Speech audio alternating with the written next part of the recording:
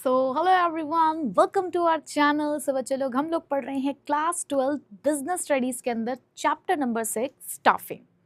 Already 2 classes complete हो चुकी हैं और वो 2 क्लासेस के अंदर हमने बहुत इंपॉर्टेंट कॉन्सेप्ट्स को डिस्कस किया।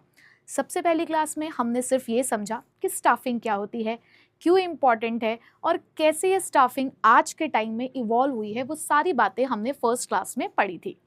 सेकेंड क्लास में हम लोगों ने स्टाफिंग के फंक्शन को थोड़ा सा और आगे बढ़ाया और ये समझा कि ऑर्गेनाइजेशन के अंदर ये स्टाफिंग की प्रोसेस को कैसे फॉलो किया जाता है। तो चलिए फटाफट से पहले मैं आपको लास्ट क्लास का दे देती हूँ एक क्विक रीकैप और उसके बाद हम स्टार्ट करेंगे अपने आज के इम्पॉर्टेंट टॉपिक्स। लेकिन उससे पहले क्या करना है आप लोगों को, आप लोगों ने लगानी है फटाफट से अपनी अटेंडेंस। तो देखिए बेटा, लास्ट क्लास में हम लोगों ने स्टाफिंग प्रोसेस से स्टार्ट किया और मैंने आपको लास्ट क्लास में भी ये बात समझाई थी कि जब भी आप प्रोसेस पढ़ते हैं तो प्रोसेस को आपको सीक्वेंस में ही फॉलो करना होता है। और उस सीक्वेंस को फॉलो करने के लिए मैंने आपको एक प्यारी सी एक्रोनिम दी थी जिसको हमने कहा every revision session promises the top performance. और टॉप परफॉर्मेंस के बाद मैंने कहा था कि एक वर्ड ऐड और कर लेना, ये चैंपियन से पहले क्या लगा देना, प्यारे वर्ड लगा देना। तो हमारी जो एक्रोनिम थी वो ये थी, every revision session promises top performance to our प्यारे चैंपियंस। और इसी में छिपी थी हमारी पूरी की पूरी स्टाफिंग प्रोसेस, जिसमें सबसे पहला पॉइंट था एस्टिमेटिंग मैन पावर रिक्वायरमेंट। बेटा, एस्टिमेटिंग मैन पावर रिक्वायरमेंट में हमने समझा कि सबसे पहले इस प्रोसेस को स्टार्ट करने से पहले पहला कदम ही हमारा यही है कि हम ये जान पाएं कि हमें कितने लोगों की रिक्वायरमेंट है। बट सिर्फ कितने लोगों की रिक्वायरमेंट से हमारा काम नहीं चलने वाला था, हमें ये भी जानना था कि कौन से टाइप के लोगों की ज़रूरत है। हमारा ऑर्गेनाइजेशन अंडर स्टाफ्ड है, ओवर स्टाफ्ड है या ऑप्टिमली स्टाफ्ड है। तो उसके लिए हमने 2 एनालिसिस किए, वर्कलोड और वर्कफोर्स। जिससे मैंने आपको ये समझाया कि वर्कलोड आपको बताता है रिक्वायरमेंट, कि आपको कितने लोगों की रिक्वायरमेंट है, वहीं पे वर्कफोर्स बताता है अवेलेबिलिटी के बारे में। तो अगर आपकी वर्कलोड वर्कफोर्स से ज़्यादा है, यानी कि रिक्वायरमेंट अगर अवेलेबिलिटी से ज़्यादा है, तो आप अंडर स्टाफ्ड थे। अगर आपका वर्कलोड वर्कफोर्स से कम है, यानी कि आपकी रिक्वायरमेंट कम है, अवेलेबिलिटी ज़्यादा है, तो आप ओवर स्टाफ की कंडीशन में है। बट वहीं पे जितनी रिक्वायरमेंट उतनी ही अवेलेबिलिटी है, यानी कि वर्कलोड वर्कफोर्स के बराबर है, तो आप है ऑप्टिमली स्टाफ्ड। तो ये तो था पहला पॉइंट। उसके बाद सेकंड पॉइंट था रिक्रूटमेंट। रिक्रूटमेंट का मतलब होता है कि अब आपको पता चल गया है कितने लोगों की ज़रूरत है, कैसे वाले लोगों की ज़रूरत है, नंबर और टाइप को आपको पता चल ही गया है। तो उसके अकॉर्डिंग आप इन्वाइट करते हैं यहाँ पर प्रोस्पेक्टिव कैंडिडेट्स को कि वो आए और जॉब्स के लिए अप्लाई करें। ये हम 2 तरीके से कर सकते हैं, इंटरनल और एक्सटर्नल। और आज का टॉपिक हमारा इसी टॉपिक के ऊपर ही रहेगा, यानी कि आज हम रिक्रूटमेंट को ही और आगे बढ़ाने वाले हैं। उसके बाद थर्ड था हमारे पास सिलेक्शन। सिलेक्शन का मतलब है रिक्रूटमेंट में आपके पास बहुत सारे लोग आए, अब उसमें से आपको बेस्ट को चूज करना था। 2 ऑब्जेक्टिव्स को ध्यान में रखते हुए कि एक तो आप बेस्ट को चूज कर रहे हैं, प्लस जिसको सिलेक्ट कर रहे हैं आप उसकी भी सेल्फ एस्टीम और प्रेस्टीज को मेंटेन करते हैं। थर्ड पॉइंट था प्लेसमेंट एंड ओरिएंटेशन। प्लेसमेंट का मतलब है कि आपने जिस पर्सन को सिलेक्ट किया है, सिलेक्शन के बाद उसको उसकी जॉब दे देना, उसको वो पोजीशन दे देना, ऑफर कर देना, उसकी जॉब को कह दो कि ऑक्यूपाई कर लो अपनी जॉब पोजीशन, उसे प्लेसमेंट कहा गया। ओरिएंटेशन का मतलब होता है उसको फैमिलराइज कराना, इंट्रोड्यूस कराना ऑर्गेनाइजेशन से, उसके रूल्स और रेगुलेशन से और उसके साथ में काम करने वाले लोगों से। देन उसके बाद आता है ट्रेनिंग एंड डेवलपमेंट। ट्रेनिंग का मतलब होता है लर्निंग, जहां पर हम अपने कैंडिडेट की एबिलिटीज को इंक्रीज कर रहे हैं, एक स्पेसिफिक जॉब से रिलेटेड उसको सारी बातें सिखाई जा रही हैं। डेवलपमेंट का मतलब होता है ओवरऑल ग्रोथ के लिए आपके लिए काम किया जा रहा है, आपके प्रमोशंस के लिए, आपके करियर एडवांसमेंट के लिए यहाँ पर काम किया जाता है। तो ये भी एक लर्निंग प्रोसेस होती है। देन हमने किया परफॉर्मेंस अप्रेजल, यानी कि हमने इवैल्यूएट करना है आपकी परफॉर्मेंस को, आपकी पास्ट परफॉर्मेंस, आपकी करंट परफॉर्मेंस, जिसकी वजह से हम आगे बढ़ पाएंगे, जिसकी वजह से हम आपके प्रमोशन, आपके करियर प्लानिंग के बारे में सोच पाएंगे। उसके बाद हमने पढ़ा प्रमोशन, कि अगर हमें लगता है कि आपकी परफॉर्मेंस अप्रेजल रिपोर्ट अच्छी रहेगी तो हम किस तरीके से प्रमोशन किया करेंगे, वो सारी चीज़ें डिसाइड करना। आपको प्रमोट करना है, डिमोट करना है, ट्रांसफ़र करना है, टर्मिनेट करना है, वो सारी करियर प्लानिंग जो है वो यहाँ पर की जाती है। ठीक। उसके बाद कॉम्पेंसेशन। अब पैसा भी तो देना जरूरी है, तो अपने एम्प्लॉयज को कैसे हमने पैसा देना है वो सारी चीजों के बारे में भी सोचना है। तो कॉम्पेंसेशन दो तरीके से दे रहे थे, डायरेक्ट और इनडायरेक्ट। डायरेक्ट के अंदर भी दो तरीके हैं, टाइम बेस्ड और परफॉर्मेंस बेस्ड, या तो मंथली, क्वार्टरली, वीकली, एनुअली दी जा रही है, या फिर आपकी परफॉर्मेंस के हिसाब से जितना काम कर रहे हो, जितने आवर्स वर्क कर रहे हो, जितना प्रोडक्ट प्रोड्यूस कर रहे हो, उस हिसाब से आपको पैसा दिया जा रहा है।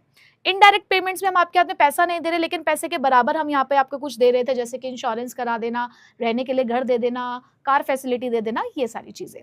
तो बेटा ये सब कुछ तो हमने लास्ट क्लास में पढ़ा, एंड आई होप कि आप सभी बच्चों को बहुत अच्छे से ये सारी चीजें समझ आ चुकी होंगी। अब तक की 2 क्लासेस आपको क्लियर होंगी।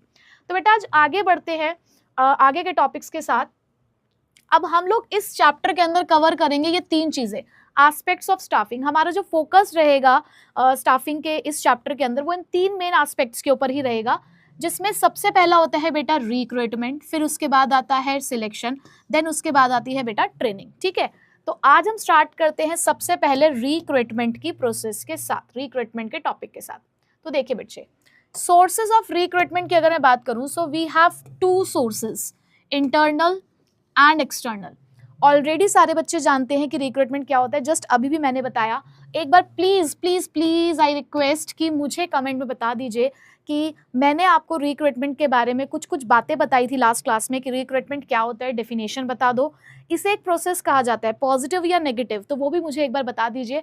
फटाफट से कमेंट बॉक्स में लिख डालिए कि रिक्रूटमेंट के बारे में मैंने आपको क्या बताया था। ठीक है, तो बेटा इंटरनल और एक्सटर्नल रिक्रूटमेंट के लिए मैंने आपको एक एग्जांपल दिया था, आप ही को खुश कराते हुए। आप ये जो रोज रात को सपना देख रहे होते हो अपने आगे की जिंदगी का, तो उसी जिंदगी से रिलेटेड मैंने तुम्हारे बारे में बताया था कि सपोज करो कल को तुम होगे 25, 26, 27 साल के, तो तुम्हारे घर वालों को तुम्हारी चिंता होगी कि चलो अब बच्चे को बांध देते हैं, इसके हाथ पीले कर देते हैं। तो हाथ पीले करने के लिए उनके पास 2 तरीके थे, 2 रास्ते थे। या तो रिश्तेदारों में से ही कोई आ रहा है और बता के जा रहा है, मम्मी को रोज रोज नई नई फोटोएं दिखा रहा है, या फिर उनको लगता है कि यार रिश्तेदारों से काम नहीं चलेगा, अब तो बाहर वाले लोग ही देखने पड़ेंगे, क्योंकि वहाँ चॉइसेस बहुत ज़्यादा मिल जाती हैं। तो न्यूज़पेपर में इश्तिहार जा रहा है, मैट्रिमोनियल वेबसाइट्स पे आप लोग जा रहे हो, तो ये था एक्सटर्नल। तो कैंडिडेट्स को अपने यहाँ पर बुलाने के लिए भी हमारे पास भी 2 ही रास्ते हैं, या तो हम इंटरनल सोर्स का यूज करें। इंटरनल सोर्स का मतलब क्या है, विद इन द ऑर्गेनाइजेशन ही ढूंढे कि क्या ऑर्गेनाइजेशन के अंदर ही कुछ ऐसे लोग हैं जो हमारे यहाँ की वैकेंसीज को फिलअप कर सकते हैं। ये जो वैकेंट पोजीशन हो चुकी है, क्या इसको इंटरनली फिल किया जा सकता है, या फिर अगर हमें बहुत सारे लोग चाहिए और दिख रहा है कि इंटरनली इस चीज को फिल नहीं किया जा सकता, या हम एक नई ऑर्गेनाइजेशन के साथ स्टार्ट कर रहे हैं, तो एक्सटर्नल सोर्स यानी कि हमें आउटसाइड द ऑर्गेनाइजेशन जाना पड़ेगा, हमें निकलना पड़ेगा अपनी ऑर्गेनाइजेशन से बाहर और ढूंढने पड़ेंगे अलग अलग लोग जो हमारे यहाँ पर हमारी जॉब वैकेंसीज को फिल कर सकते हैं। तो ये 2 मेथड है हमारे पास बेटा, जिसके ऊपर आज हम लोग डिस्कस करने वाले हैं। ठीक, चलिए आगे बढ़ते हैं।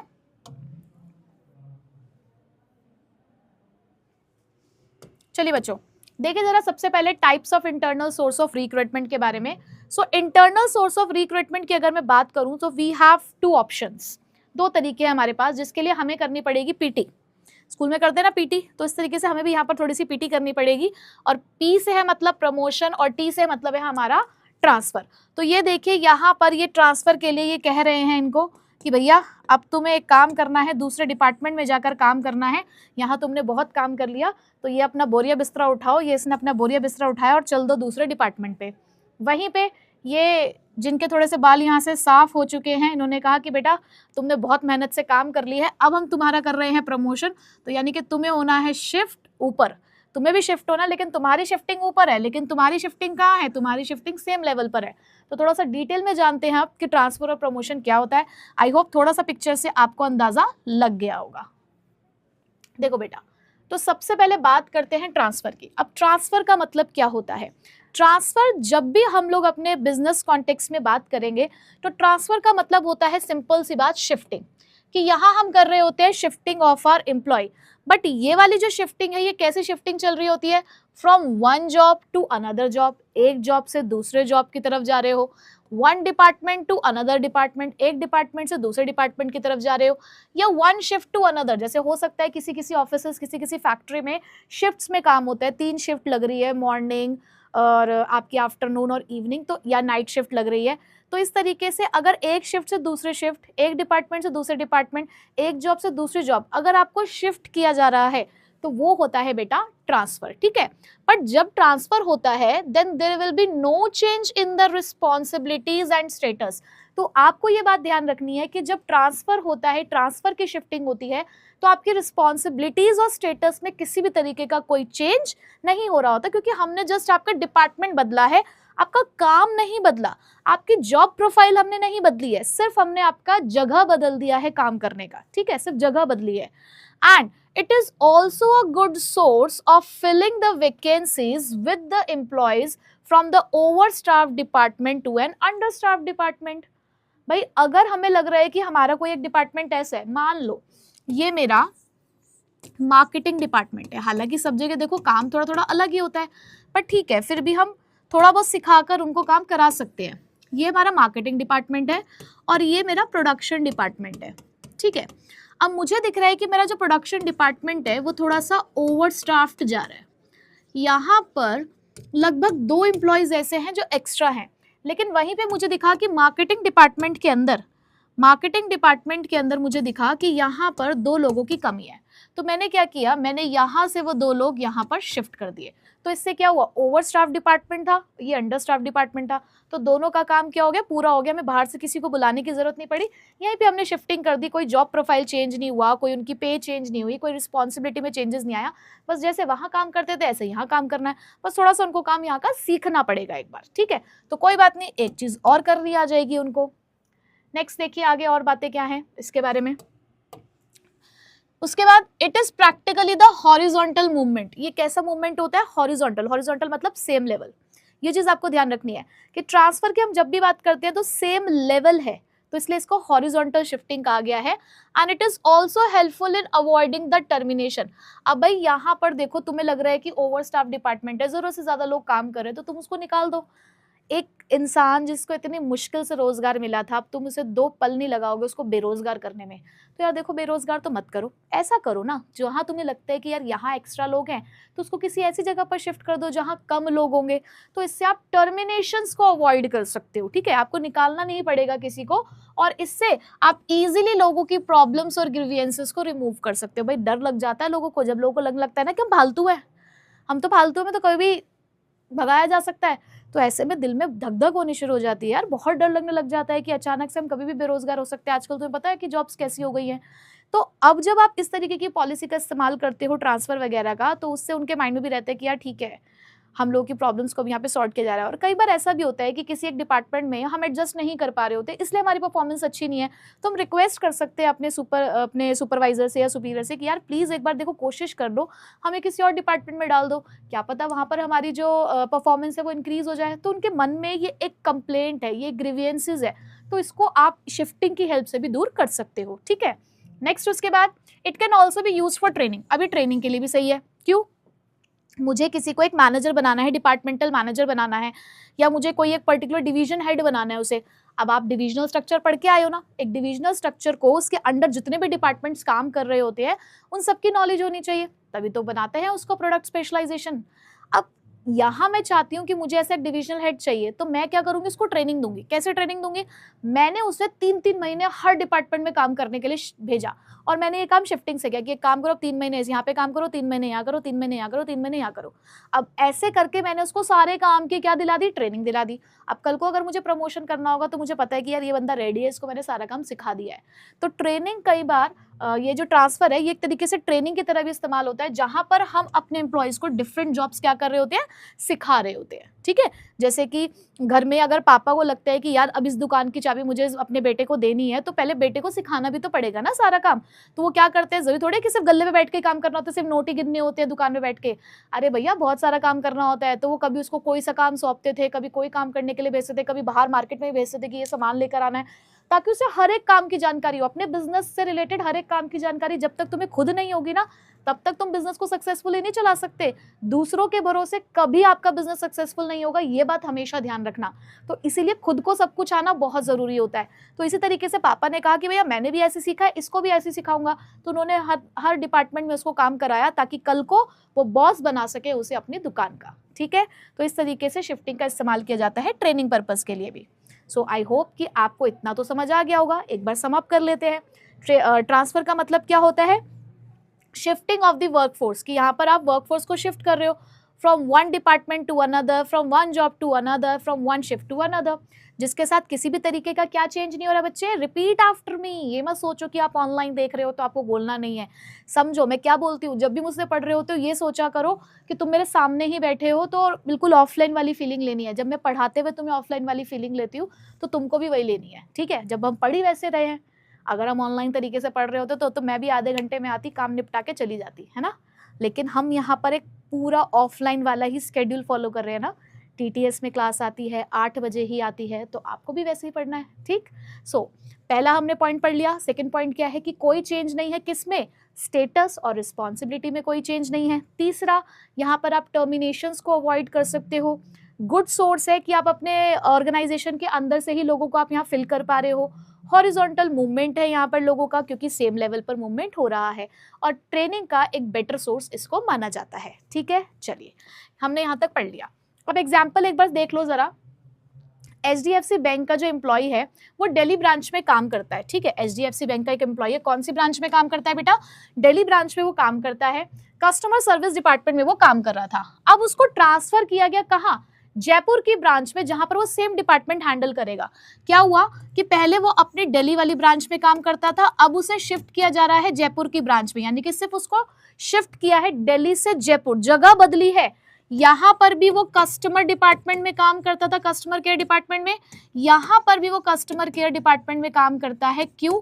क्योंकि वहां यहाँ पर ना शॉर्टेज हो गई थी। ठीक है, शॉर्टेज हुई, तो आपने डेजिग्नेशन चेंज नहीं किया, आपने सिर्फ क्या चेंज किया है? लोकेशन चेंज किया है। ठीक, दूसरा देखो, एक स्कूल का एग्जांपल दिया हुआ है कि एक पीजीटी इकोनॉमिक्स की टीचर है in a chain of school is transferred. मतलब स्कूल की भी अपनी अपनी चेन होती है ना, आपको पता है, ग्रुप्स होते हैं स्कूल्स के भी, अपनी अपनी ब्रांचेस होती है अलग अलग एरियाज के अंदर। तो यहाँ पर भी एक पीजीटी इकोनॉमिक्स टीचर थी, वो किसी स्कूल में वर्क करती थी, उसको ट्रांसफर किया गया लखनऊ ब्रांच से कानपुर की ब्रांच में। क्यों?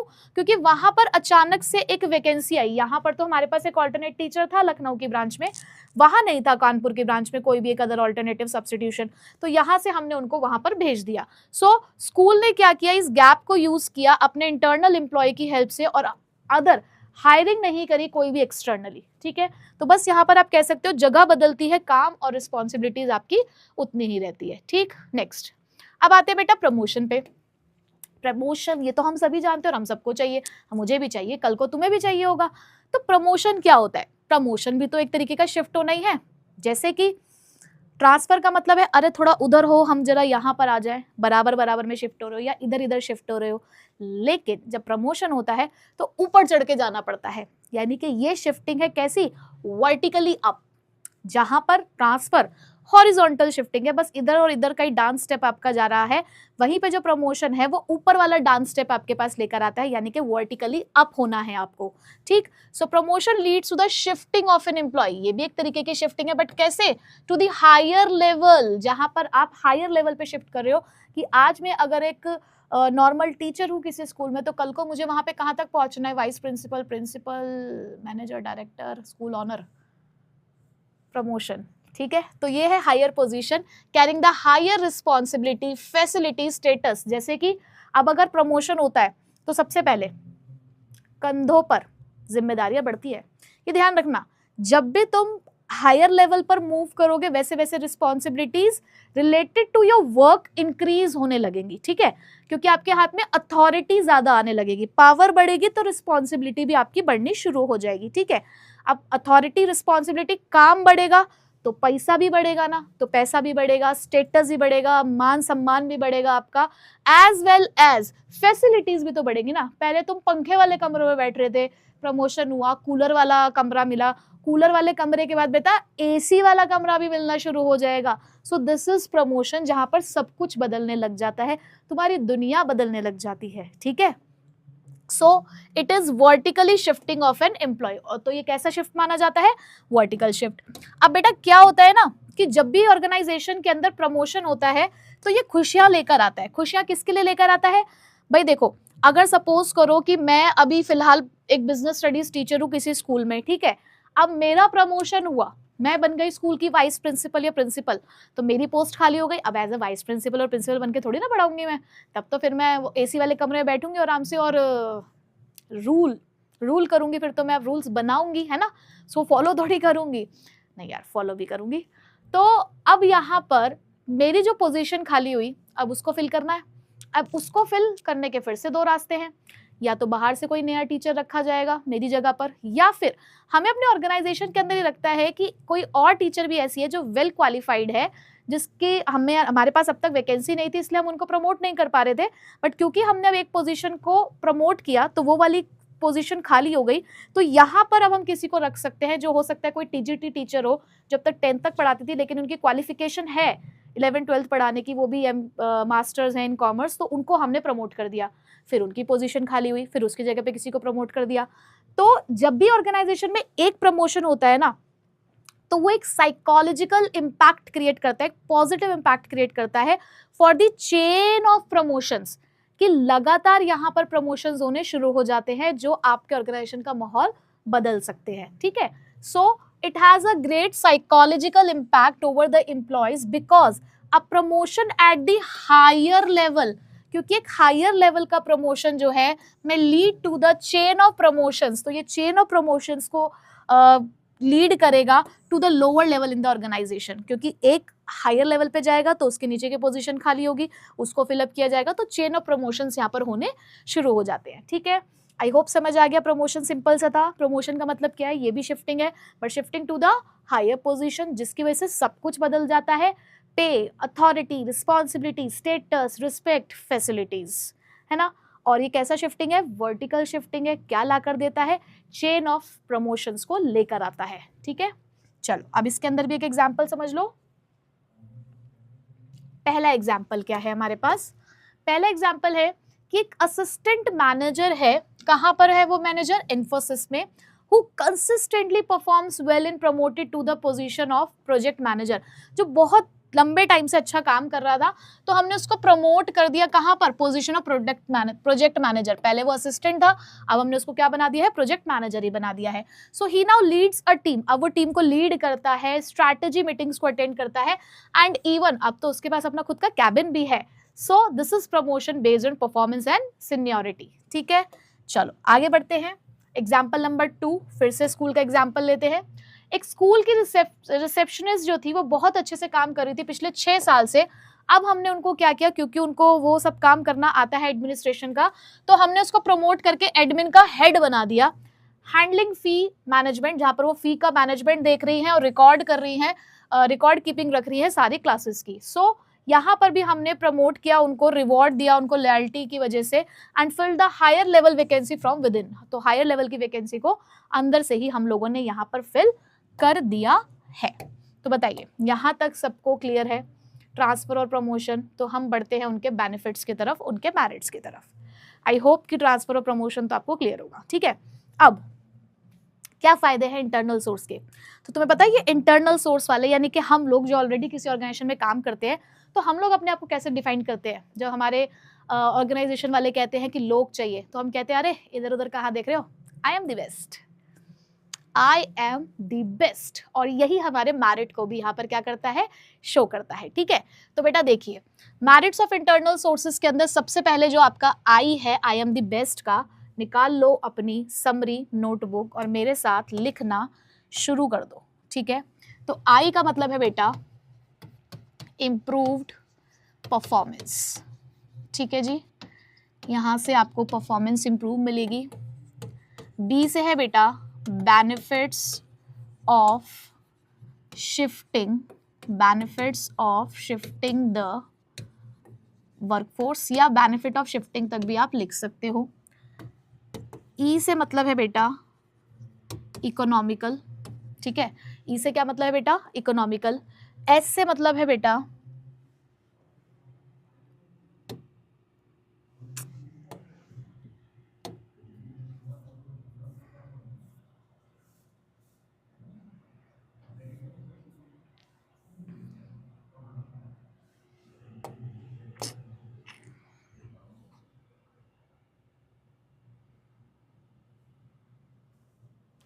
एस से मतलब है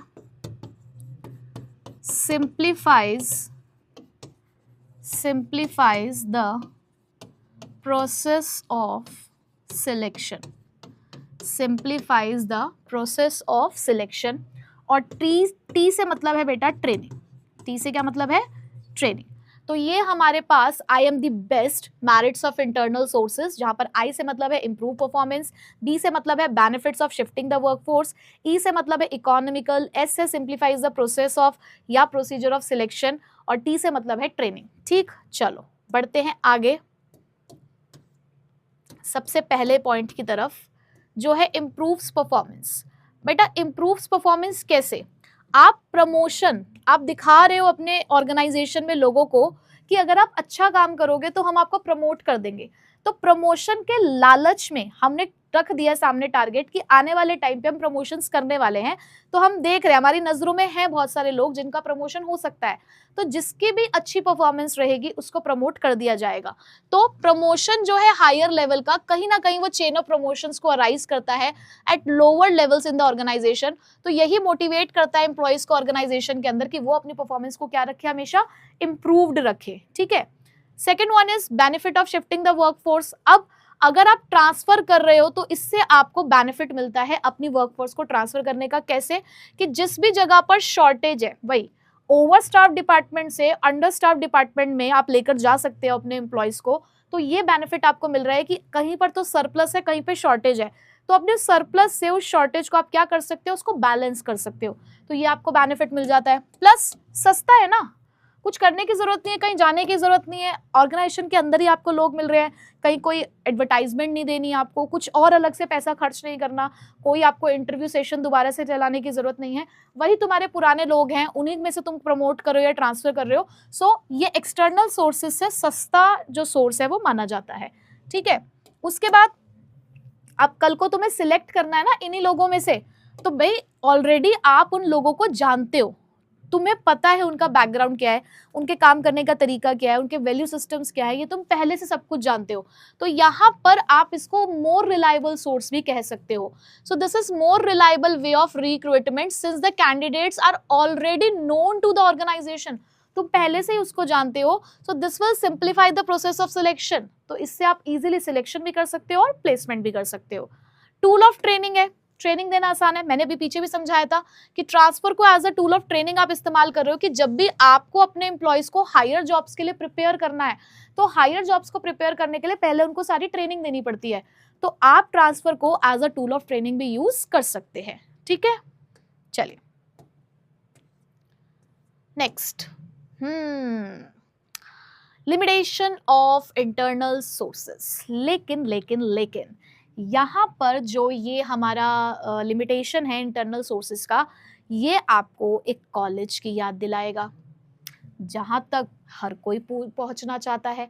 अब हर कोई यहाँ पर अगर पहुँचना चाहता है तो उसके लिए काम तो करना ही पड़ेगा।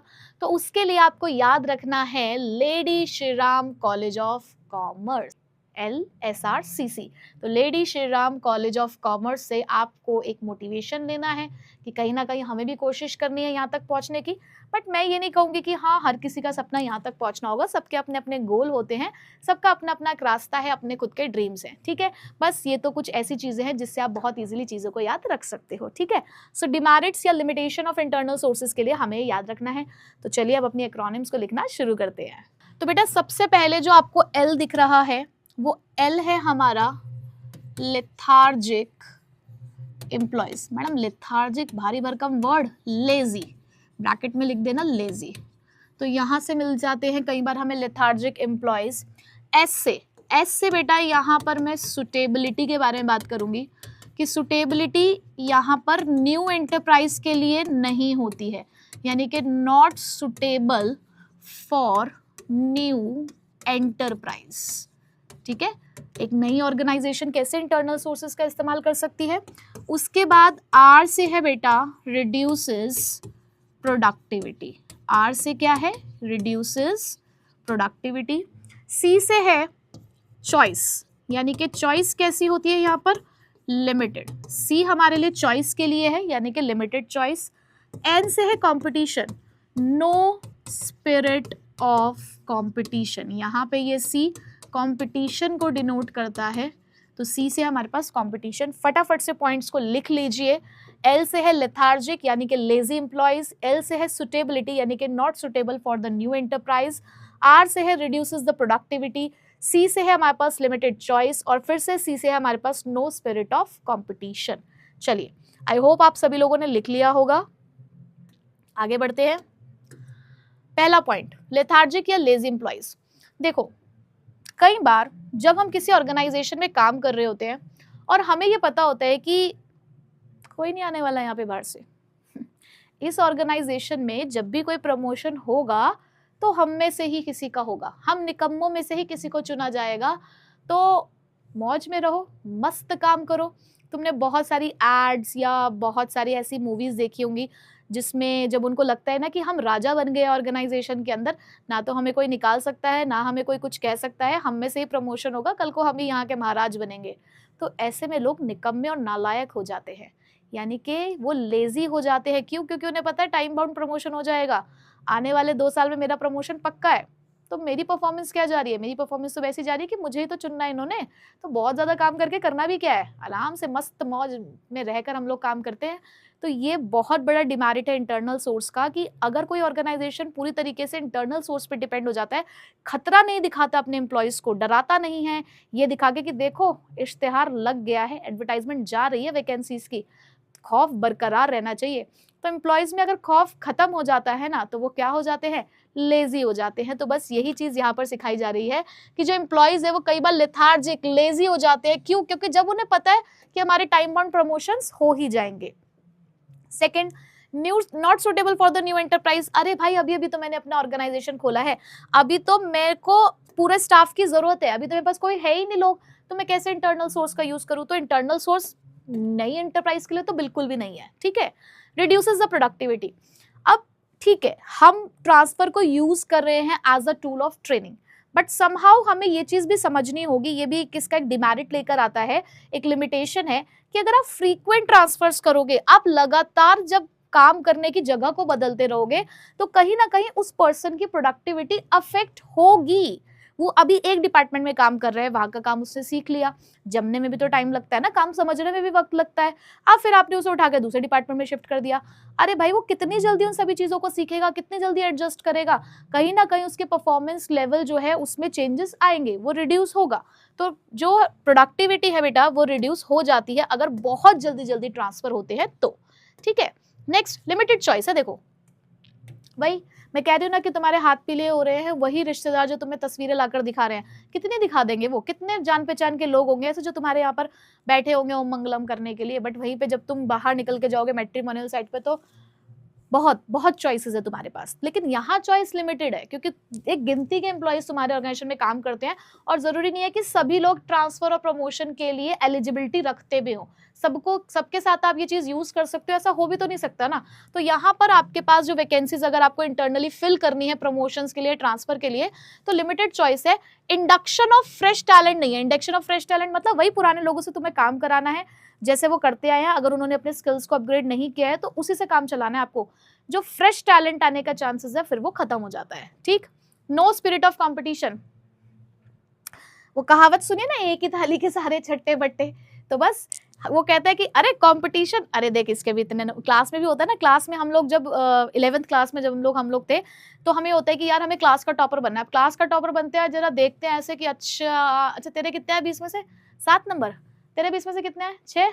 तेरे कितने? अरे तेरे 4 ही आए। अरे चल मेरे तो 9 आए, मैं ही टॉपर हूँ। कंपटीशन कहाँ है? बट वही जब तुम 12th क्लास में आते हो और तुम सोचते हो कि अब हमें सीबीएसई टॉपर बनना है, अब मुझे ऑल इंडिया टॉपर बनना है, भाई अब ऑल इंडिया टॉपर बनना है, कंपटीशन बढ़ चुका है, बाहर के लोग भी आ गए हैं यहाँ पर। बट वहीं जब इंटरनली अपने स्कूल अपने सेक्शन तक जब तुम लिमिटेड होते हो तो तुम्हारे बीच में कोई कंपटीशन का स्पिरिट नहीं है। तुम्हें कुछ नहीं है, अरे सब आराम आराम से काम करेंगे, ज्यादा भाग दौड़ करने की जरूरत नहीं है, क्या जरूरत है इतने नंबर लेकर आने की, आराम आराम से काम करेंगे, आराम आराम से पढ़ेंगे। कोई स्पिरिट ऑफ कंपटीशन नहीं रहता, क्योंकि सब क्या कर लेते हैं, गुट बना लेते हैं, है ना। तो यहाँ पर इंटरनल सोर्सेज में यही होता है कि कोई स्पिरिट ऑफ कंपटीशन नहीं होता एम्प्लॉयज के बीच में, क्योंकि वो हैम्पर हो जाता है। सबको पता है एक दूसरे की कैपेबिलिटी की, कौन कितना काम कर सकता है। ठीक है जी, तो ये हमारी कुछ लिमिटेशंस है किसकी, इंटरनल सोर्सेज की। तो अब आप लोगों ने इंटरनल सोर्स बहुत अच्छे से समझ लिया कि क्या होता है, यहाँ पर काम किस तरीके से किया जाता है, कौन से टाइप्स है। तो फटाफट से थम्स अप कर दो कि मैम इंटरनल सोर्सेज हमें क्लियर है, फटाफट से बता दो, क्योंकि ये एक टॉपिक हमारा अलग है, अब एक्सटर्नल सोर्सेज एक अलग टॉपिक है। फटाफट से थम्स अप कर दो, चलो मैं इंतजार कर रही हूँ। कर दिया, चलो ठीक है। अब मैं यहाँ पर बदलने वाली हूँ लॉ को, ठीक है। एक्सटर्नल सोर्स पे हम आए, ऑर्गेनाइजेशन से बाहर निकल के अब लोगों को हम ढूंढने लगे हैं। तो भैया एक्सटर्नल सोर्स के लिए हमें रीकैप करना पड़ेगा, यहाँ पर भी हमें रीकैप चाहिए, किसका, ऑफ एमसीडी लॉ। कैसे, चलो आओ समझाती हूँ। तो बेटा आर से है, आर से हमारे पास क्या है, जरा दोबारा लिखते हैं। आर से है हमारे पास recommendation, recommendation of employees. R से है रिकमेंडेशन ऑफ एम्प्लॉयज। ई से है हमारे पास एम्प्लॉयमेंट एक्सचेंज, ई से है एम्प्लॉयमेंट एक्सचेंज। सी से है कैंपस रिक्रूटमेंट, सी से कैंपस रिक्रूटमेंट। ए से है बेटा हमारे पास एडवर्टाइजमेंट। पी से है हमारे पास प्लेसमेंट एजेंसीज। एम से है हमारे पास मैनेजमेंट कंसल्टेंट। एक बार देख लीजिए, पहले इधर वाले पॉइंट्स देख लीजिए। आर से है रिकमेंडेशन ऑफ एम्प्लॉयज, ई से है एम्प्लॉयमेंट एक्सचेंज, सी से है कैंपस रिक्रूटमेंट, ए से है एडवर्टाइजमेंट, पी से है प्लेसमेंट एजेंसी और एम से है मैनेजमेंट कंसल्टेंट। फटाफट से लिख लीजिए या स्क्रीनशॉट ले लीजिए। अब आते हैं इधर हम लोग, फिर से हमारे पास एक बेटा सी आ गया है। तो ये सी होता है हमारे पास कैजुअल कॉलर्स। डी से होता है डायरेक्ट रिक्रूटमेंट और उसके बाद एल से है हमारे पास लेबर कॉन्ट्रैक्टर्स। ए से है फिर से एडवर्टाइजमेंट ऑन टेलीविजन, थोड़ा सा ओल्डेस्ट फॉर्म है बट फिर भी लिख लीजिए क्योंकि बुक में है इसलिए लिखना है हमको। डब्ल्यू से है हमारे पास वेब पब्लिशिंग। ठीक है बेटा, तो इधर वाले पॉइंट्स देख लीजिए। सी से है कैजुअल कॉलर, डी से है डायरेक्ट रिक्रूटमेंट, एल से है लेबर कॉन्ट्रैक्टर्स, ए से एडवर्टाइजमेंट ऑन टेलीविजन और डब्ल्यू से है वेब पब्लिशिंग। तो ये हमारे हैं कुछ एक्सटर्नल सोर्स ऑफ रिक्रूटमेंट के टाइप्स। फटाफट से लिख लीजिए या फिर स्क्रीनशॉट ले लीजिए। ठीक है, तो इसी के साथ हम स्टार्ट करेंगे रीकैप एमसीडी लॉ। तो देखिए सबसे पहला हमारा रिकमेंडेशन ऑफ एम्प्लॉयज। चलो सपोज करो कि मैं किसी ऑर्गेनाइजेशन में काम करती हूँ, ठीक है, ऑलरेडी वहां पर मुझे काफी समय हो गया है उस ऑर्गेनाइजेशन में काम करते करते। चलो मान लो वो एक ऑर्गेनाइजेशन एक स्कूल ही है। अब मेरे स्कूल में मुझे लगा कि एक 9th-10th की एसएसटी की टीचर की वैकेंसी मेरे स्कूल में आई। अब स्कूल ढूंढ रहा है, मैंने देखा कि स्कूल ढूंढ रहा है किसी एक एम्प्लॉय को जो उनके यहाँ पर बच्चों को 9th-10th के बच्चों को एसएसटी पढ़ा सके। तो मेरे दिमाग में मेरी एक फ्रेंड का ख्याल आया। मैंने कहा हाँ यार, वो भी तो एलिजिबल है, वो भी काम ढूंढ रही है, तो क्यों ना मैं अपने स्कूल के प्रिंसिपल को उसका नाम सजेस्ट कर दूं। तो मैं गई स्कूल के प्रिंसिपल के पास, मैंने उनको कहा कि मैम देखिए, आप, मुझे पता चला है कि स्कूल में एक वैकेंसी है एसएसटी टीचर की 9th-10th के लिए। मेरे पास आपके लिए एक सजेशन है। मेरी एक फ्रेंड है जो बहुत ही अच्छी एसएसटी पढ़ाती है, मेरे साथ ही उसने सारी अपनी क्वालिफिकेशन कंप्लीट करी है। बस हाँ, हम लोगों के सब्जेक्ट्स अलग थे, पर बचपन में हम लोग ने साथ में ही पढ़ाई करी है, बहुत इंटेलिजेंट है। आप चाहें तो उसे इस जॉब के लिए आप लोग यहाँ पे कंसिडर कर सकते हैं। अब मेरी जो रेपुटेशन है अपने ऑर्गेनाइजेशन में वो काफ़ी अच्छी है, इतने सालों से मैं वहाँ पर काम करती हूँ, वो लोग मुझे जानते हैं। तो कहीं ना कहीं वो इस बात से अंदाज़ा लगा सकते हैं कि अगर मैम ने किसी को रिकमेंड किया है, दैट मीन्स वो कैंडिडेट बेटर ही होगा, अच्छा ही होगा। तो क्यों ना मैम के सजेशन को मानते हुए, इधर उधर ना ज़्यादा ध्यान देते हुए, अपना समय बर्बाद ना करते हुए, इन्हीं के बेसिस पर उस पर्सन को एक बार बुला लेते हैं और देख लेते हैं कि क्या वो हमारे यहाँ पर पढ़ाने के लिए सुटेबल है या नहीं। तो इंसान तो बाहर से ही आ रहा है ना आपके यहाँ पे काम करने के लिए, भले ही मैंने रिकमेंड किया यही कहलाता है रिकमेंडेशन ऑफ प्रेजेंट एम्प्लॉयज, कि ऑलरेडी ऑर्गेनाइजेशन में कुछ लोग काम कर रहे हैं, वही अपने किसी रिलेटिव, अपने किसी फ्रेंड या अपने किसी जान पहचान का नाम यहाँ पर रिकमेंड कर देते हैं ऑर्गेनाइजेशन को, और फिर वो ऑर्गेनाइजेशन पे डिपेंड करता है कि वो उसको रखना चाहते हैं या नहीं रखना चाहते हैं। बट ये एक बहुत ही बेटर सोर्स माना जाता है अपने यहाँ पे वैकेंसीज को फिल करने के लिए। क्यों? क्योंकि यहाँ पे भी एक तरीके से आप ये माने कि वो बंदा एक अनजान नहीं है, कहीं ना कहीं आप देख सकते हो कि वो अगर गलत काम करेगा, जिसका नाम मैंने रिकमेंड किया होगा, कल को अगर वो कुछ गलत करेगा तो मेरा ऑर्गेनाइजेशन मुझसे एक बार को पूछ सकता है कि देखो यार आपके रखे हुए बंदा क्या कर रहा है ना। तो कहीं ना कहीं एक अकाउंटेबिलिटी फिक्स हो सकती है।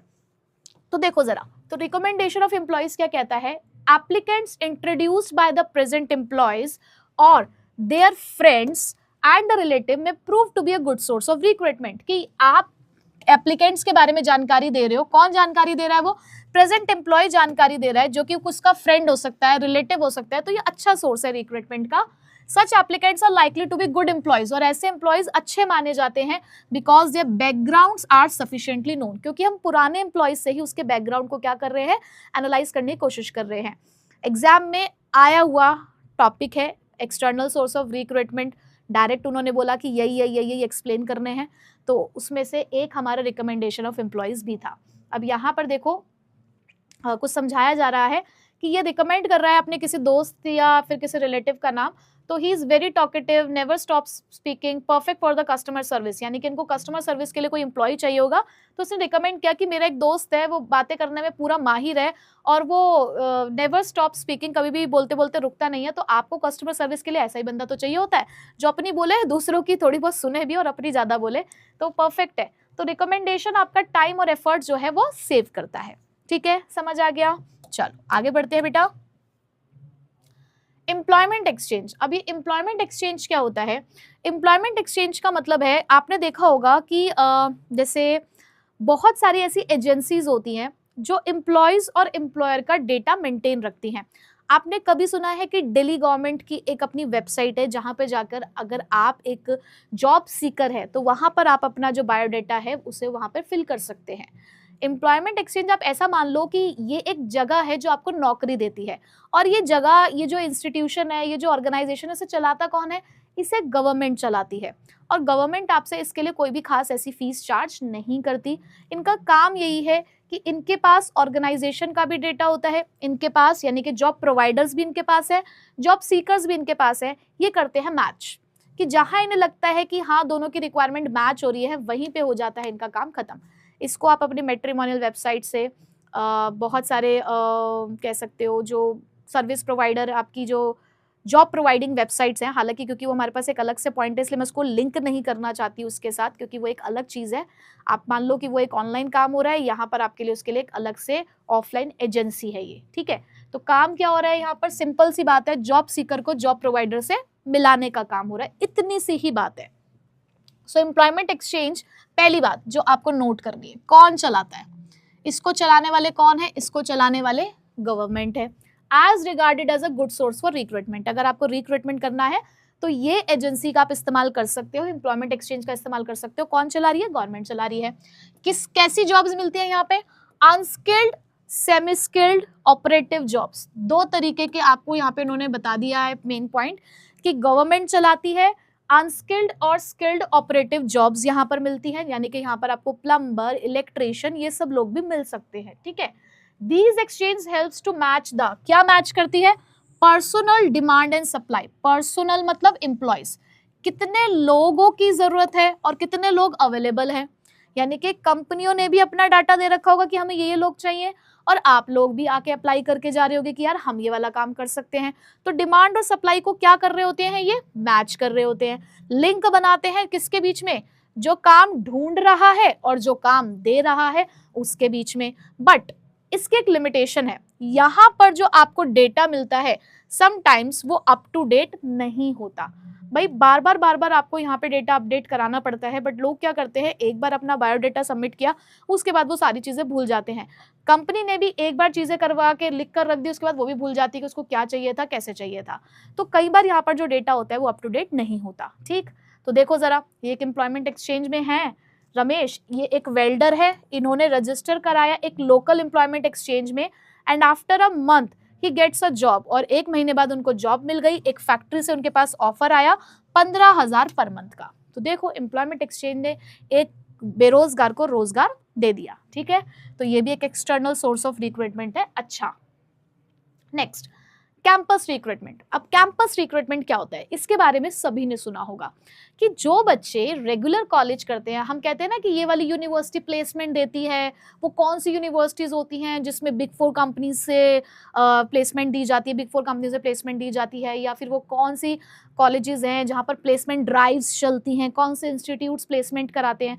तो जब बार बार आप ये सब चीजें बोल रहे हो तो ये क्या है, कैंपस रिक्रूटमेंट का ही पार्ट है कि बहुत सारी यूनिवर्सिटीज, बहुत सारे कॉलेजेस, बहुत सारे एजुकेशनल इंस्टीट्यूशंस जो हैं ये टाई अप मेंटेन करके रखते हैं बड़ी बड़ी ऑर्गेनाइजेशंस के साथ, कि ये ऑर्गेनाइजेशंस आती हैं यूनिवर्सिटीज, कॉलेजेस, इंस्टीट्यूशंस में और लेते हैं बच्चों का इंटरव्यू, और उसमें से जो उन्हें बच्चे सुटेबल लगते हैं अपने यहाँ पर, वो उनको हायर कर लेते हैं। यानी कि पढ़ते पढ़ते ही आपकी जॉब लग जाती है, पढ़ते पढ़ते ही आपको रोजगार मिल जाता है, बट उसके लिए आपको उनके इंटरव्यूज और जो भी वो एक्टिविटीज आकर कराते हैं वो सारी चीजें आपको क्लियर करनी होती है, ठीक है बेटा। So recruitment for the educational institution is the well established practice of the business. ये बहुत ही अच्छा माना जाता है, क्यों? लेटेस्ट टैलेंट मिलता है, वो बच्चा पढ़ रहा है, हाल ही में ही उसने वो सारी चीजें पढ़ी हैं अभी अभी, बिल्कुल कितना फ्रेश डेटा होगा उसके माइंड में, कितना फ्रेश उसके नॉलेज होगी इस टाइम पे, और उसका आप यहाँ पर इस्तेमाल कर रहे हो, है ना। तो बहुत अच्छा सोर्स माना जाता है ये रिक्रूटमेंट का। So this is refer to the campus recruitment. Many big organisation, बहुत सारी बड़ी बड़ी ऑर्गेनाइजेशन एक रिश्ता बनाकर रखती हैं, एक लाइजन मेंटेन करती हैं। मैंने ब्रैकेट में उसका दूसरा वर्ड भी लिख दिया है, बुक में लिखा था इसलिए मैंने भी ये वर्ड यूज किया, बट आप ये ब्रैकेट वाला भी यूज कर सकते हैं, नो प्रॉब्लम, ठीक है। तो एक बहुत ही क्लोज रिलेशनशिप ये लोग मेंटेन करते हैं, किसके साथ? यूनिवर्सिटीज के साथ, वोकेशनल स्कूल्स के साथ, मैनेजमेंट इंस्टीट्यूट्स के साथ, कि जब भी इन्हें क्वालिफाइड पर्सनल्स चाहिए अपने यहाँ पे अलग अलग जॉब्स के लिए, तो वो इन यूनिवर्सिटीज में जाकर उन प्यारे प्यारे बच्चों को चूज कर कर अपने यहाँ पर वैकेंसीज को फिल करा सकते हैं, ठीक है। सो कैंपस रिक्रूटमेंट में क्या है, कॉलेज से लेकर ऑर्गेनाइजेशन तक का आपका सफर। देखो जरा, सो इन्फोसिस क्या करता है, बहुत सारे इंजीनियरिंग कॉलेजेस में जाता है बेटा और कैंपस प्लेसमेंट करता है। ये देखो यहाँ से आप एग्जाम्पल को दे सकते हो कि इन्फोसिस क्या है, वो विजिट करता है किसमें, इंजीनियरिंग कॉलेज में कैंपस प्लेसमेंट के लिए। तो वहीं से उन्होंने प्रिया, ये देखो कितनी खुश लग रही है ना, प्रिया को उन्होंने सिलेक्ट किया और उसने रिसीव किया एक एनुअल पैकेज ऑफ ₹6 लाख रुपए का उसको पैकेज भी मिल गया। तो ये देखो बहुत बढ़िया हो गया ये तो। चलो भाई अगली तरफ चलते हैं, एडवर्टाइजमेंट। अब ये तो हम सभी जानते हैं एडवर्टाइजमेंट क्या है। आपको मैंने जैसे लास्ट क्लास में बताया कि आप अपने इंग्लिश में भी ना एक एडवर्टाइजमेंट ड्राफ्ट करना सीखते हो, किस नाम से? सिचुएशन वेकेंट लिखते हो ना, सिचुएशन वेकेंट के नाम से एडवर्टाइजमेंट ड्राफ्ट करते हो, जिसमें लिखा जाता है, वांटेड से स्टार्ट होता है कि हमें ये चाहिए, उसके अंदर आप सारी रिक्वायरमेंट लिख देते हो। तो एडवर्टाइजमेंट एक बहुत अच्छा सोर्स है अगर आपको स्किल्ड मैन पावर चाहिए, अगर आप चाहते हो कि वेल क्वालिफाइड मैन पावर आपको अपने यहाँ पर रखनी है, तो बड़ी बड़ी ऑर्गेनाइजेशन एडवर्टाइजमेंट का ही इस्तेमाल करती हैं। ये एडवर्टाइजमेंट कहीं पर भी हो सकती है, बिजनेस जर्नल्स में भी हो सकती है, बिजनेस न्यूज़पेपर में भी हो सकती है, मैगजीन्स में भी हो सकती है, इंटरनेट पे भी हो सकती है। देखो एडवर्टाइजमेंट तो कहीं पर भी हो सकती है, ठीक है। अब एडवर्टाइजमेंट का फायदा क्या है?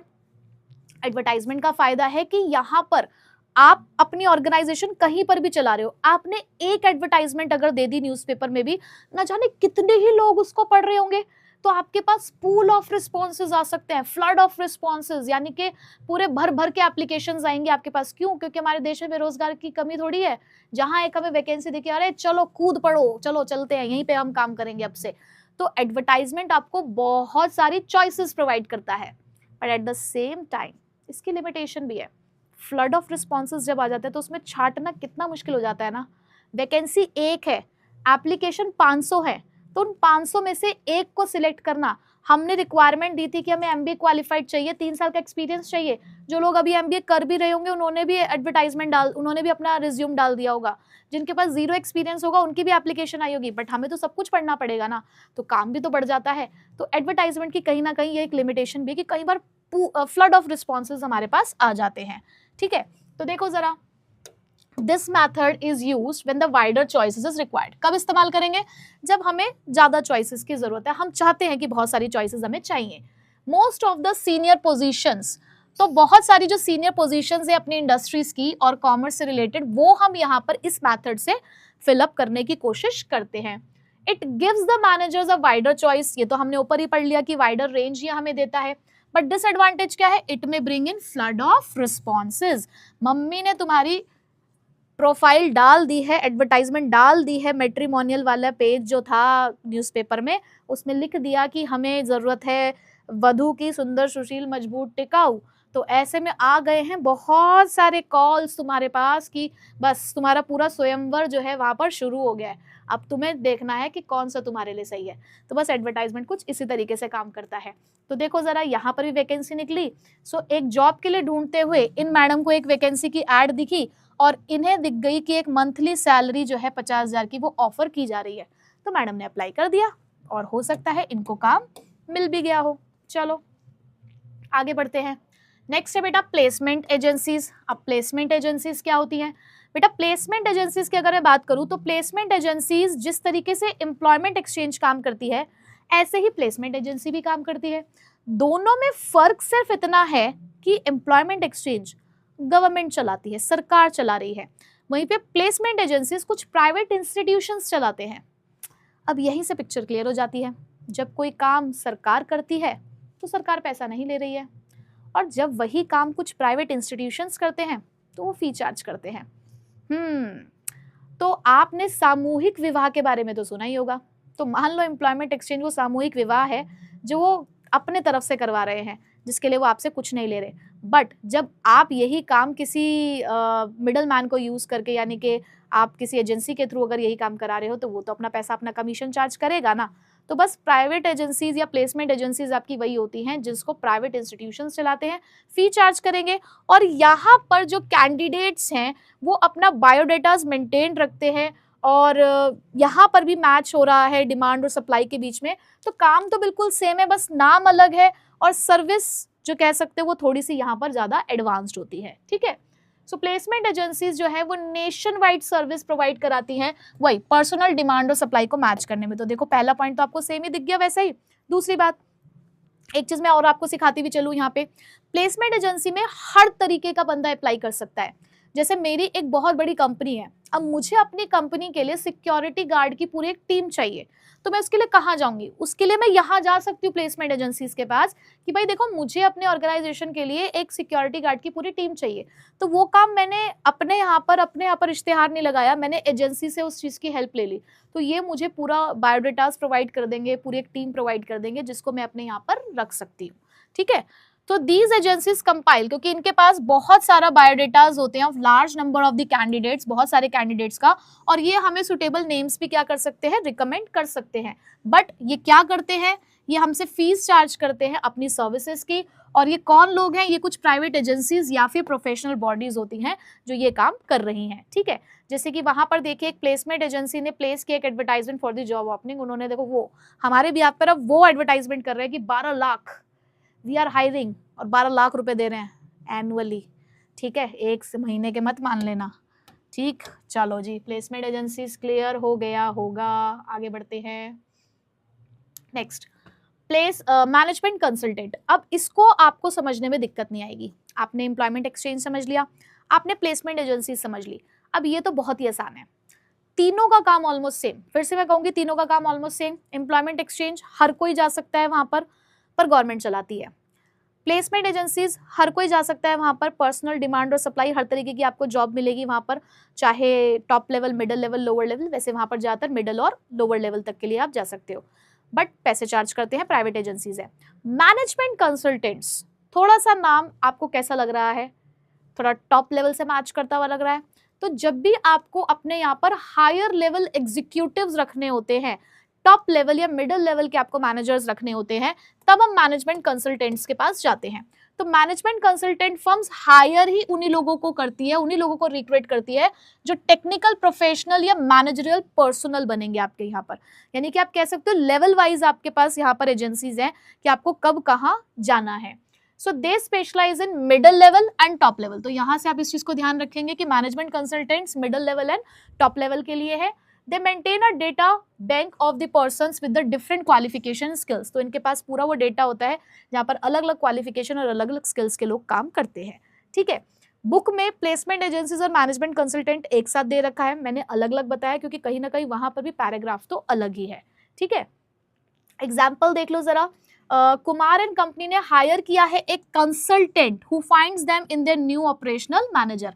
तो मैनेजमेंट कंसल्टेंट के थ्रू ही उन्होंने कुमार को हायर किया जो कि उनके यहाँ पे एक नया ऑपरेशनल मैनेजर बन गया। ठीक है, सो टॉप लेवल और मिडिल लेवल के लिए ज्यादातर यानी कि मैनेजर लेवल के लिए जब भी हमें सिलेक्ट करने हैं एग्जीक्यूटिव्स तो हम यहाँ पर मैनेजमेंट कंसल्टेंट का इस्तेमाल करते हैं। ठीक, नेक्स्ट, अब ये बहुत इंपॉर्टेंट है, ये हमारा इंपॉर्टेंट है। अब तक मैंने जितने भी आपको यहाँ पर पढ़ाए, नाम से ही कहीं ना कहीं आपको समझ आ रहा होगा, कहीं ना कहीं आपने उन सभी चीजों को सुना भी होगा, बट ये कभी आपने नहीं सुना कैजुअल कॉलर क्या होता है। कैजुअल कॉलर को समझाने के लिए सबसे पहले मैं आपको एक एग्जाम्पल ही दिखाती हूँ, उसके बाद मैं ये पॉइंट आपको समझाऊंगी। देखो क्या हुआ, एक किसी कंपनी के अंदर सपोज करो, चलो इस ये वाला एग्जाम्पल ही बाद में, पहले मैं अपना वाला एग्जाम्पल आपको समझाती हूँ। किसी एक कंपनी के अंदर क्या हुआ कि कोई एक वैकेंसी अराइज हुई, या वैकेंसी अराइज नहीं हुई, फॉर्मली अराइज नहीं हुई, मुझे काम की ज़रूरत थी, बहुत सारे टाइम से मैं काम को जो है मैं ढूंढ रही हूँ। तो मैंने क्या किया कि अभी मेरे पास काम नहीं है, तो मैंने अपने कुछ बायोडेटाज निकाले, उसकी कुछ कॉपीज़ कराई और मैंने अलग अलग ऑर्गेनाइजेशन में वो कॉपीज़ बांट दी। कहीं से कहीं तक उस ऑर्गेनाइजेशन ने कोई वैकेंसी नहीं निकाली थी, मैंने खुद जाकर क्या किया, वहाँ पर अपना रिज्यूम सबमिट कर दिया। अब ऐसे न जाने कितने ही लोग होते होंगे जो इसी तरीके से किसी एक ऑर्गेनाइजेशन में रिज्यूम सबमिट करते होंगे। अब अचानक से एक दिन इस ऑर्गेनाइजेशन में वैकेंसी खाली हुई। मैंने अप्लाई किया था कि मुझे बिजनेस स्टडीज का टीचर बनना है, तो मैंने किसी स्कूल में अपना रिज्यूम डाल रखा था, उस टाइम पे वहाँ वैकेंसी नहीं थी। अचानक से उनके यहाँ पे जो टीचर काम करती थी वो कहीं आउट ऑफ इंडिया शिफ्ट हो गई, उनके यहाँ पे वैकेंसी हो गई खाली। अब क्या करें वो, उनके पास टाइम नहीं है कि एक फॉर्मल एडवर्टाइजमेंट निकालें, फिर पूरा वो सारा वो कंडक्ट करें, उतना जो भी उनकी फॉर्मेलिटीज़ होती है। उन्होंने क्या देखा कि उनके पास ऑलरेडी बहुत सारी एप्लीकेशंस रखी हुई हैं उन्हीं के यहाँ पर, क्योंकि जो ऑर्गेनाइजेशंस होते हैं वो कभी भी किसी के बायोडेटास को ऐसे फेंकते नहीं हैं, वो अपने पास एक फ़ाइल मेंटेन रखते हैं और उस फाइल में उन सब चीज़ों को स्टोर किया जाता है। तो उन्होंने अपनी वही फाइल उठाई, उसमें उन्होंने सर्च किया, उन्हें मेरी प्रोफाइल ज़्यादा अच्छी लगी, उन्होंने क्या किया, फ़ोन उठाया, मेरा नंबर लगाया और मुझे कॉल करके बुला लिया। क्या उन्होंने कोई फॉर्मल एडवर्टाइजमेंट दी? नहीं, उन्हीं के पास रद्दी में उनकी एक फाइल रखी हुई थी, वो उन्होंने उठाई, नंबर निकाला, फ़ोन उठाया और मुझे कॉल करके बुला लिया। कैसे बुलाया है? कैजुअल, फॉर्मली नहीं, फॉर्मल एडवर्टाइजमेंट तो हुई नहीं, पहले से उनके पास मेरी एप्लीकेशन थी, कॉल मिलाकर बुला लिया। तो इसे बोलते हैं कैजुअल कॉलर्स। तो देखो यहाँ पर एग्जाम्पल में भी क्या लिखा हुआ है, hello I have submitted my CV 3 months ago, just checking if any job is available. उसने क्या किया, मैंने ना 3 महीने पहले अपना CV आपके पास सबमिट किया था, तो क्या कोई जॉब निकली है क्या अब तक? यहाँ पर ये वो कह रही है कि मैंने 3 महीने पहले किया था, तो उन्होंने कहा जी अभी तो हमारे पास नहीं है, अभी जैसी वैकेंसी आएगी हम आपको इन्फॉर्म कर देंगे। तो ये कैजुअल कॉलर्स का मतलब होता है कि फॉर्मल एडवर्टाइजमेंट नहीं है, आप अपनी मर्जी से सबमिट करके गए, जब कंपनी को लगेगा कि हाँ उनको जरूरत है तब वो आपको कैजुअली कॉल करके बुला लेंगे। ठीक है, अब यहाँ पे की लाइन जरूर मेरे साथ साथ हाईलाइट करना। Many reputed business organization keep a database of unsolicited applicants in their office. बहुत सारे ऑर्गेनाइजेशंस जो हैं वो पूरी एक फाइल मेंटेन करके रखते हैं। डेटाबेस का मतलब क्या होता है, एक रिकॉर्ड बनाकर रखते हैं। किसका रिकॉर्ड बनाकर रखते हैं? उन सभी एप्लीकेशंस का मतलब जिनको आपने इनवाइट नहीं किया है, बिन बुलाए मेहमान की तरह वो खुद ही आपके पास अपना रिज्यूम सबमिट करके गए। तो of unsolicited applicants in their offices, उनके पास ऐसी सब चीजों का रिकॉर्ड होता है। So such job seekers can be valuable source of manpower. तो ऐसे जॉब सीकर्स हमारे लिए एक बहुत अच्छा सोर्स हो सकते हैं। So a list of such job seekers can be prepared and can be screen to fill the vacancies as they arise. तो ऐसे रिकॉर्ड का आप कब इस्तेमाल कर सकते हो कि जब भी आपके पास उस चीज से रिलेटेड वैकेंसी अराइज होगी, तो उस टाइम पे आप इन्हीं सारी वैकेंसीज का इस्तेमाल कर सकते हो। ठीक है, चलो, तो कैजुअल कॉलर्स बहुत इंपॉर्टेंट था। Next, direct recruitment. अब डायरेक्ट रिक्रूटमेंट को भी हम लोग इंपॉर्टेंट मार्क करेंगे। डायरेक्ट रिक्रूटमेंट क्या होता है, इसके लिए मैं सबसे पहले आपको समझाऊं। कई बार आपने अपने आसपास की दुकानों पर एक नोटिस सा लगा हुआ देखा होगा जिसपे लिखा होता है आवश्यकता है, अरे यार ये तो थोड़ा खराब सा लग रहा है, चलो ऐसे लिखा होता है, सेल्समैन रिक्वायर्ड। कई बार अपने दुकान के बाहर उन लोगों ने लगा रखा होता है, देखना कभी आसपास की जो लोकल दुकानें होती है, अगर उनको अपने यहाँ पर ज़रूरत होती है ऐसे छोटे मोटे काम को करने के लिए या टेम्परेरी काम के लिए, तो वो क्या करते हैं, अपनी जगह जहाँ पर वो काम करते हैं उस जगह के बाहर ही एक नोटिस बोर्ड लगा देते हैं, आवश्यकता है सेल्समैन की, आवश्यकता है मार्केटिंग फील्ड बॉय की, इस तरीके की। कभी ये देखा है कि किसी दुकान के बाहर ऐसे लिखा हो, आवश्यकता है CEO की, आवश्यकता है चार्टेड अकाउंटेंट की? तो यहाँ से एक बात क्लियर होती है, डायरेक्ट रिक्रूटमेंट कभी भी स्किल्ड प्रोफेशनल जॉब्स के लिए नहीं हो सकता। ये नॉर्मली सेमी स्किल्ड या अनस्किल्ड जॉब्स के लिए ही होता है, जो डेली रूटीन की चीज़ें होती हैं। तो डायरेक्ट रिक्रूटमेंट का मतलब क्या है, एक ऐसा रिक्रूटमेंट का सोर्स जहाँ पर अपनी प्रेमिसेस मतलब जिस जगह पर हम काम करते हैं, जो जगह है हमारी काम करने की, वहीं पर हमने एक नोटिस बोर्ड लगा दिया है और उस नोटिस बोर्ड पर जो भी हमारे यहाँ वैकेंसी खाली है उसके बारे में वहीं पे लिख दिया है, कैसे आना है, कैसे मिलना है, वो सारी बातें हमने उस नोटिस बोर्ड पर ही लिख दी है। ठीक है, so under the direct recruitment, यहाँ से की लाइन आप मेरे साथ मार्क करते हुए चलेंगे, a notice is placed on the notice board of the enterprise specifying the details of the job available. कि आपने क्या किया, एक नोटिस लगा दिया है अपने ऑर्गेनाइजेशन के बाहर ही, जहां पर आप सारी डिटेल दे रहे हो, किसके बारे में, जो भी जॉब्स अवेलेबल हैं उसके बारे में सारी जानकारी आप वहां पर दे रहे हो। The process of direct recruitment is followed usually for the casual vacancies of unskilled and semi skilled. किस चीज के लिए होता है ज्यादातर, सेमी स्किल्ड अनस्किल्ड चीजों जॉब्स के लिए ही आप डायरेक्ट रिक्रूटमेंट का इस्तेमाल करते हैं, और नॉर्मली हम इन्हें कैजुअल और बदली वर्कर्स कहते हैं, क्योंकि ये कोई फॉर्मल जॉब्स नहीं है, कोई हाई लेवल जॉब्स नहीं है, आपकी ये जॉब्स बदलती रहती हैं, तो इसलिए हम इनको कैजुअल या बदली वर्कर्स कहते हैं। तो फिलहाल इस 3 पॉइंट में इंपॉर्टेंट बात क्या है कि एक नोटिस रखा जाता है, कहाँ रखा जा रहा है नोटिस, आपके ऑर्गेनाइजेशन के बाहर, वहीं पे आपने सब कुछ लिख दिया है। सेमी स्किल्ड और अनस्किल्ड जॉब्स के लिए होगा, कैजुअल और बदली वर्कर्स आपको कहा जाएगा। आपको ही कहा जाएगा, तुम ही करोगे कैसी जॉब, नहीं भाई। अच्छा, अब क्योंकि यहाँ पर आपने न्यूज़पेपर में एडवर्टाइजमेंट नहीं दी, तो खास आपका पैसा वैसा तो खर्च हुआ नहीं है, अपने ऑफिस के बाहर ही आपने नोटिस लगा दिया, तो इनएक्सपेंसिव मेथड है, सस्ता है। कहाँ सुटेबल है, यहाँ से भी आप मार्क करेंगे कि कब हम लोग डायरेक्ट रिक्रूटमेंट का यूज करते हैं, when there is rush of work, बहुत सारा काम है आपके पास, या जब आपके कुछ परमानेंट वर्कर्स जो हैं वो एब्सेंट हैं, कुछ टाइम के लिए हो सकता है कि आपके परमानेंट वर्कर्स एब्सेंट हो, तब आप डायरेक्ट रिक्रूटमेंट का इस्तेमाल कर सकते हैं। ठीक है, तो इंपॉर्टेंट था। अब यहाँ पे देखो, एक जूस की दुकान है, इन्होंने देखो अपनी जूस की दुकान के बाहर ही एक नोटिस लगाया, वॉक इन इंटरव्यू। ठीक है, थोड़ा सा मैं इसके लिए आपको ऊपर करके दिखा देती हूँ, ये देखो जरा, लिखा है walk in interviews want to sell juice and spill the tea, join now. कि अगर आप ये काम कर सकते हो तो आके हमें ज्वाइन कर सकते हो। तो रिया हु वाज जस्ट शॉपिंग, तो रिया तो जस्ट शॉपिंग करने के लिए आई थी, उसने डायरेक्टली अप्लाई किया विदाउट एनी रिज्यूमे और रेफरेंस, कोई रिज्यूम नहीं, कोई रेफरेंस नहीं, boom, she is hired on the spot, hire हो गई on the spot. So direct recruitment, people are hired on the spot by walking in directly. तो आप डायरेक्ट रिक्रूटमेंट को वॉक इन इंटरव्यू के नाम से भी याद रख सकते हैं। ठीक है, सो आई होप कि यहाँ तक के पॉइंट्स तो समझ आपको आ ही गए होंगे। तो बच्चों, आज की क्लास को फिलहाल हम लोग करते हैं यहीं पे समाप्त।